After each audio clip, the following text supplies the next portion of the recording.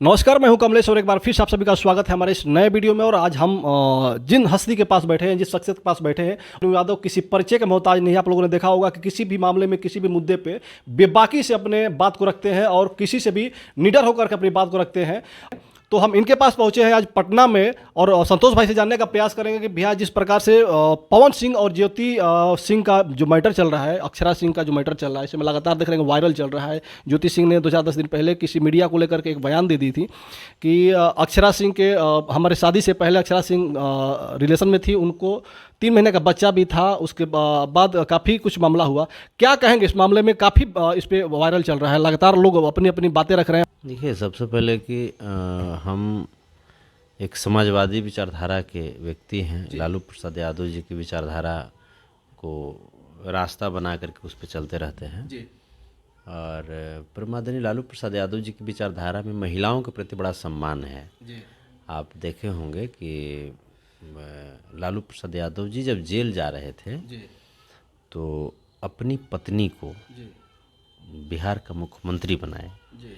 वो पत्नी जो कि बिल्कुल चौखट के चारदीवारी के अंदर रहती थी, जी। उनको उन्होंने अवसर दिया, इतना सम्मान दिया और उनके व्यक्तिगत जीवन में आज तक कोई इस तरह का कोई कंट्रोवर्सी नहीं है। जी। मुख्यमंत्री बने, जबकि उनकी शादी हो गई थी, वो नेता नहीं बने थे तब शादी हो गई थी। उसके बाद मुख्यमंत्री बने, रेल मंत्री बने और उसके बावजूद आज तक उनके व्यक्तिगत जीवन पे एक भी कंट्रोवर्सी नहीं है, कोई दाग नहीं है। तो हम उनको अपना आदर्श मानते हैं, उनको अपना भगवान मानते हैं। और ये जितने भी जो आप पवन सिंह का नाम लिए, तो ये भाजपा के स्टार प्रचारक हैं। और भाजपा में तो आपको पता है कि जो जितना महिलाओं को शोषण करेगा उसको उतना बड़ा पोस्ट दिया जाएगा। अच्छा। आप देख लीजिए, कुलदीप सेंगर को देख लीजिए, ब्रिजभूषण शरण सिंह को देख लीजिए, कैलाश विजय वर्गीय को देख लीजिए। तो जो जितना यहाँ तो नरेंद्र मोदी जी बेटी बचाओ बेटी पढ़ाओ का ये नारा दे दिए थे। अच्छा। भले ही टंग स्लिप हुआ होगा लेकिन निकल तो गया। जो हृदय की बात थी वो तो सामने आ गया। नहीं, हृदय की बातें वो ऐसे जुबान फिसल गई उनकी। तो हो सकता है जुबान फिसली भी, तो जो करते हैं वही तो हुआ। अच्छा। जैसे उन्होंने भी, जैसे यानी कि मोदी जी वही करते हैं, आपको लगता है? तो इसको क्या कहा जाएगा? मणिपुर की बेटियों का दर्द वो नहीं समझ पाए। मणिपुर में देश की आधी आबादी को नंगा परेड कराया गया था, उस दर्द को वो नहीं समझ पाए। पार्लियामेंट के नए बिल्डिंग के सामने में देश के सम्मानित खिलाड़ियों का चीरहरण किया गया, विनेश फोगाट, साक्षी मलिक जी को, उनको ये सब दिखाई नहीं दिया। धृतराष्ट्र बन करके रह गए वो। और जिस व्यक्ति के वजह से वो देश की सम्मानित बेटियां आंदोलन पर थी, उस व्यक्ति को अपने साथ रख करके, ब्रिजभूषण शरण सिंह को आप भूलिए मत, वो अपने साथ रख करके नए बिल्डिंग का इनॉग्रेशन कर रहे थे पार्लियामेंट का। तो वहाँ तो है कि जो जितना महिलाओं का अपमान करेगा उसको उतना बड़ा पोस्ट मिलेगा। मनोज तिवारी जी को देख लीजिए। मनोज तिवारी जी अपनी पत्नी को छोड़ दिए तो उनको सांसदी का टिकट मिल गया। गुजरात के मुख्यमंत्री बनने से पहले नरेंद्र मोदी जी अपनी पत्नी को छोड़े, तब उनको गुजरात का मुख्यमंत्री बनाया गया। अपनी पत्नी को लगातार छोड़ते रह गए तब प्रधानमंत्री बना दिया गया। तो वहाँ पे है कि जो जितना महिलाओं को सताएगा उसको उतना बड़ा पोस्ट मिलेगा। वही काम पवन सिंह कर रहे हैं। लेकिन यहाँ पे ज्योति सिंह जी की मैं सम्मान करता हूँ। वो भी किन्हीं की बेटी हैं, किन्हीं की बहन हैं, समाज की आधी आबादी हैं। लेकिन जो उनका जो एक स्टेटमेंट जो अक्षरा जी के निजी जीवन पे जो गया है, उस स्टेटमेंट को मैं उचित नहीं मानता हूँ, क्योंकि अक्षरा जी भी समाज की एक बेटी हैं, उनका भी सम्मान है और उसको मैं उचित नहीं मानता हूँ। वो एक महिला के द्वारा एक महिला के निजी जीवन पे नहीं, उनका आरोप उनका इस प्रकार से है कि जैसे हमारी शादी हुई, शादी के बाद हम जब अपने हस्बैंड को फ़ोन किए तो हमारा फ़ोन वो उठाती थी और हमें कहती थी कि अभी सो रहे हैं, दारू पीकर सो रहे हैं। और उसके पेट में 3 महीने का बच्चा था, वो हमसे छिपा रही थी और कहीं ना कहीं हमारा घर और बिगाड़ने में पूरा हाथ उसी का है। देखिए, अब तो ये जो चीज़ें हैं, ये बातें कुछ बातें हैं जो कि पर्दे के पीछे रहती है, जो ज़्यादा अच्छा रहता है। अब आपको जब पता है कि आपका घर बिगाड़ने में उनका हाथ है या उनका हाथ है, तो आप भी तो समझदार हैं। आपको हम यही मानते हैं कि यहाँ पे ज्योति जी को लोग डाइवर्ट कर रहे हैं। अच्छा। वो भी एक सभ्य परिवार की बच्ची हैं और पढ़ी लिखी समझदार हैं।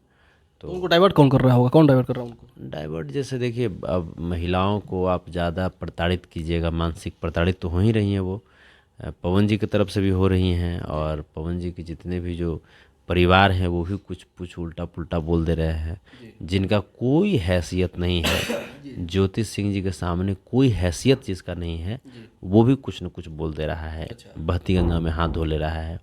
तो ये गलत बात है, और जिसी से हमें ऐसा लगता है कि वो मानसिक तौर पे प्रताड़ित हो रही हैं, और उसी के आवेश में ये सब बात बोल रही हैं वो। अच्छा, आप भी भोजपुरी से काफ़ी लगाव रखते हैं, भोजपुरी के अच्छे कलाकार भी हैं, और सभी से आपका एक अच्छा रिलेशन है। तो क्या लगता है, आपको कहाँ तक पता है कि अक्षरा सिंह 3 महीने की प्रेग्नेंट थी? देखिए, अब इसमें हम कुछ नहीं जानते हैं। अब ये अक्षरा जी का मैटर है, इसमें पवन जी का मैटर है, ये उन लोगों का मैटर है।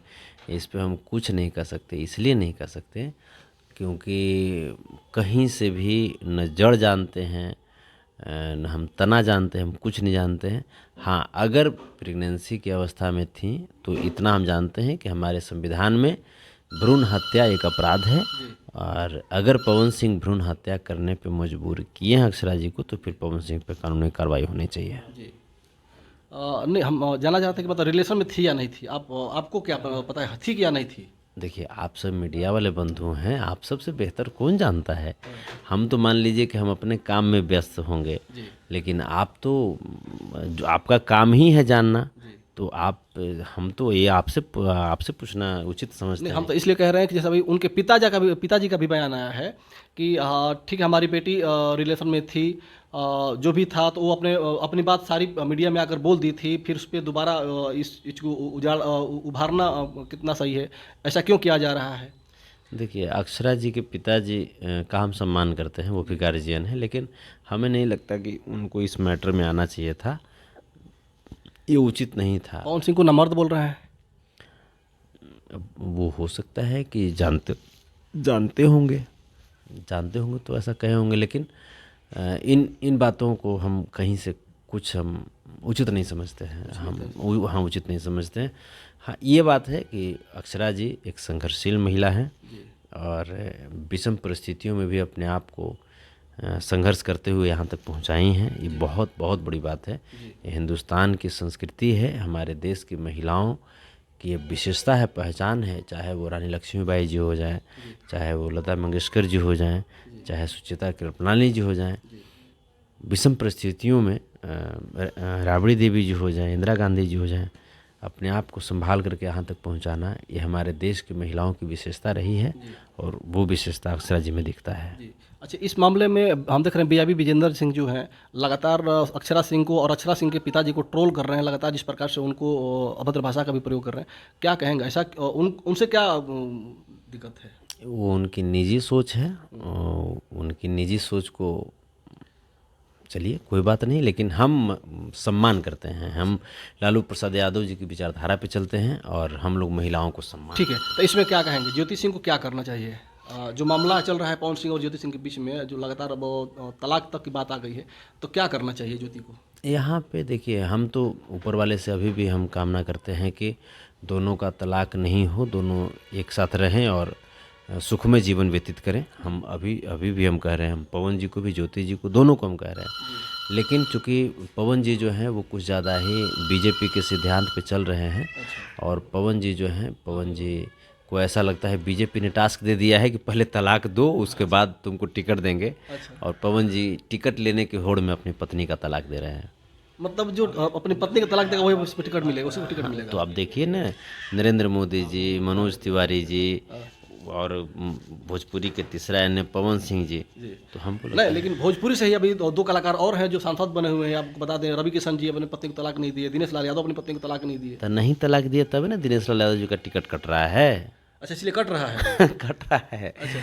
दिनेश लाल यादव जी का टिकट जो कट रहा है, वो इसीलिए तो कट रहा है कि वो नहीं दिए हैं तलाक। अच्छा, अगर तलाक देने के लिए बोल देते तब टिकट फिर से फिक्स हो जाता। अच्छा, तो वहाँ बीजेपी में ये चीज़ है कि जो जितना महिलाओं को अपमानित करेगा उसको उतना ही उसको पद मिलेगा, उतना बढ़िया पद मिलेगा उसको। अच्छा। ठीक है, तो ये संतोष रेणु यादव जी है और इनका कहना ये है कि पवन सिंह और अक्षरा सिंह और ज्योति सिंह का जो मामला है इसमें इनका कहना ये है कि पवन सिंह अपनी पत्नी का तलाक इसलिए कर रहे हैं कि उनकी भारतीय जनता पार्टी में एक अच्छी दावेदारी हो, अच्छा एक टिकट मिले और सांसद बन करके फिर कोई अच्छा एक मंत्री पद मिले उनको।